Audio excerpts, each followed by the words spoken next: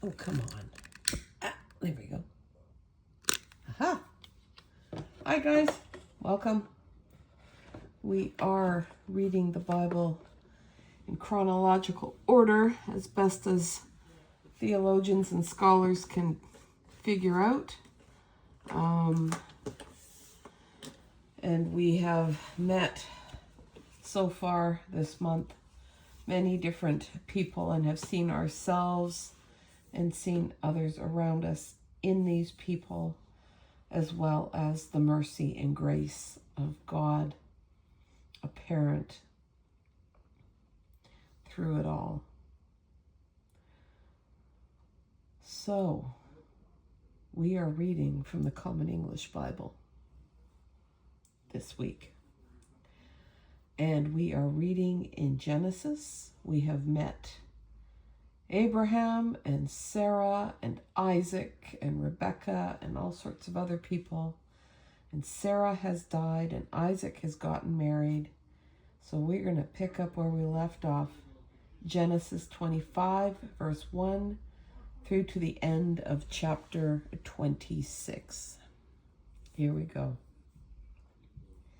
Abraham married another wife named Keturah.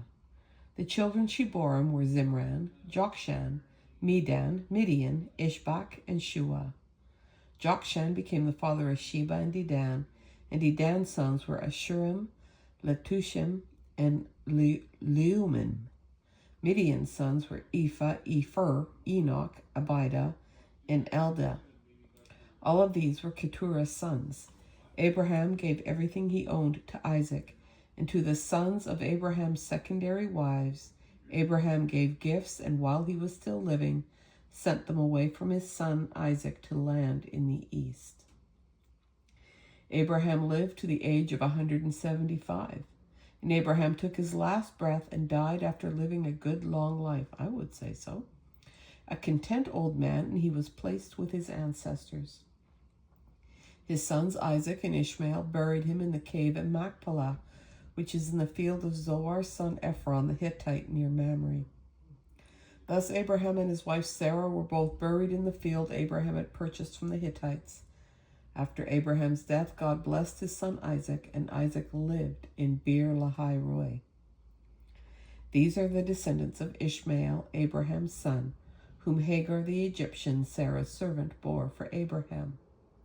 These are the names of Ishmael's sons, by their names and according to their birth order: Nebaioth, Ishmael's oldest son; Kedar, Adbeel, Mibsam, Mishma, Duma, Massa, Hadad, Tema, Jetur, Naphish, and Kedemah.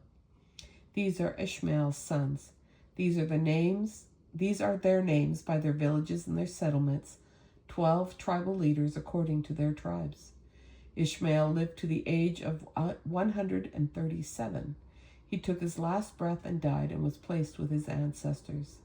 He established camps from Havilah to Shur, which is near Egypt on the road to Assyria. He died among all of his brothers. These are the descendants of Isaac, Abraham's son. Abraham became the father of Isaac, and Isaac was 40 years old when he married Rebekah, the daughter of Bethuel the Aramean, and the sister of Laban the Aramean from Paddan Aram. Isaac prayed to the Lord for his wife since she was unable to have children, and the Lord was moved by his prayer, and his wife Rebekah became pregnant. But the boys pushed against each other inside of her, and she said, "If this is what it's like, why did it happen to me?" So she went to the Lord, and the Lord said to her, 2 nations are in your womb. 2 different peoples will emerge from your body.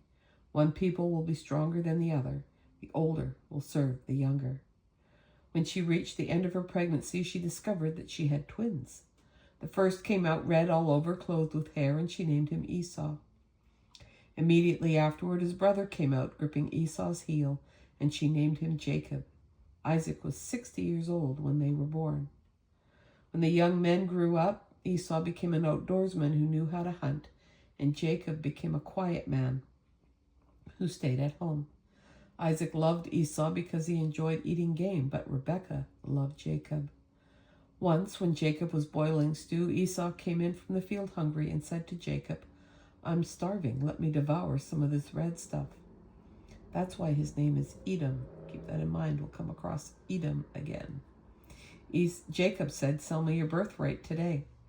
Esau said, since I'm going to die anyway, oh drama, what good is my birthright to me? Jacob said, give me your word today, and he did. He sold his birthright to Jacob. So Jacob gave Esau bread and lentil stew. He ate, drank, got up, and left, showing just how little he thought of his birthright. When a famine gripped the land, a different one from the first famine that occurred in Abraham's time, Isaac sent out toward Gerar and King Abimelech of the Philistines. And the Lord appeared to him and said, don't go down to Egypt, but settle temporarily in the land that I will show you. Stay in this land as an immigrant, and I will be with you and bless you, because I will give all of these lands to you and your descendants. I will keep my word, which I gave to your father Abraham. I will give you as many descendants as the stars in the sky, and I will give your descendants all of these lands. All of the nations of the earth will be blessed because of your descendants, and I will do this because Abraham obeyed me and kept my orders, my commandments, my statutes, and my instructions. So Isaac lived in Gerar, and when the men who lived there asked about his wife, he said, she's my sister, because he was afraid to say, my wife, thinking the men who lived there will kill me for Rebekah because she's very beautiful. Oh boy, didn't your dad do the same thing? Didn't work out so well. After Isaac had lived there for some time, the Philistines' king Abimelech looked out his window and saw Isaac laughing together with his wife Rebekah. So Abimelech summoned Isaac and said, she's your wife, isn't she? How could you say she's my sister? Isaac responded, because I thought that I might be killed because of her. Abimelech said, what are you trying to do to us? Before long, one of the people would have slept with your wife, and you would have made us guilty. Abimelech gave orders to all of the people. Anyone who touches this man or his wife will be put to death. Isaac planted grain in that land and reaped 100 shearim that year because the Lord had blessed him. Isaac grew richer and richer until he was extremely wealthy. He had livestock, both flocks and cattle, and many servants, and as a result, the Philistines envied him. The Philistines closed up and filled with dirt all of the wells that his father's servants had dug during his father Abraham's lifetime. Abimelech said to Isaac, move away from us, because you have become too powerful among us. So Isaac moved away from there, camped in the valley of Gerar, and lived there. Isaac dug out again the wells that were dug during the lifetime of his father Abraham. The Philistines had closed them up after Abraham's death, and Isaac gave them the same names his father had given them. Isaac's servants dug wells in the valley and found a well there with fresh water. And Isaac's shepherds argued with Gerar's shepherds, each claiming, this is our water. So Isaac named the well Esek, because they quarreled with him. They dug another well and argued about it too, so he named it Sitnah. He left there and dug another well, but they didn't argue about it, so he named it Rehoboth, and said, now the Lord has made an open space for us and has made us fertile in the land. Then he went up from Gerar to Beersheba. The Lord appeared to him that night and said, I am the God of your father Abraham. Don't be afraid, because I am with you. I will bless you, and I will give you many children for my servant Abraham's sake. So Isaac built an altar there and worshipped in the Lord's name. Isaac pitched his tent there, and his servants dug a well. But Abimelech sent out toward him from Gerar with Ahuzath, his ally, and Phicol, the commander of his forces. Isaac said to him, why have you come after me? You resented me and sent me away from you. They said, we now see that the Lord was with you. We propose that there be a formal agreement between us, and that we draw up a treaty with you. You must not treat us badly, since we haven't harmed you, and since we have treated you well at all times. Then we will send you away peacefully, for you are now blessed by the Lord. Isaac prepared a banquet for them, and they ate and drank. They got up early in the morning, and they gave each other their word, and Isaac sent them off, and they left peacefully. That day Isaac's servants informed him about the well that they had been digging, and said to him, we found water. He called it Sheba. Therefore the city's name has been Beersheba until today. When Esau was 40 years old, he married Judith, daughter of Beeri the Hittite, and Basemath, daughter of Elon the Hittite. They made life very difficult, for Isaac and Rebekah. And that, my friends, is the end of our reading for January 20, 2026. I appreciate you joining me and listening.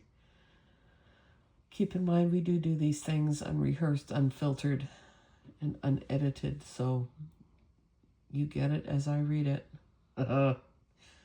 Or stumble, as the case may be.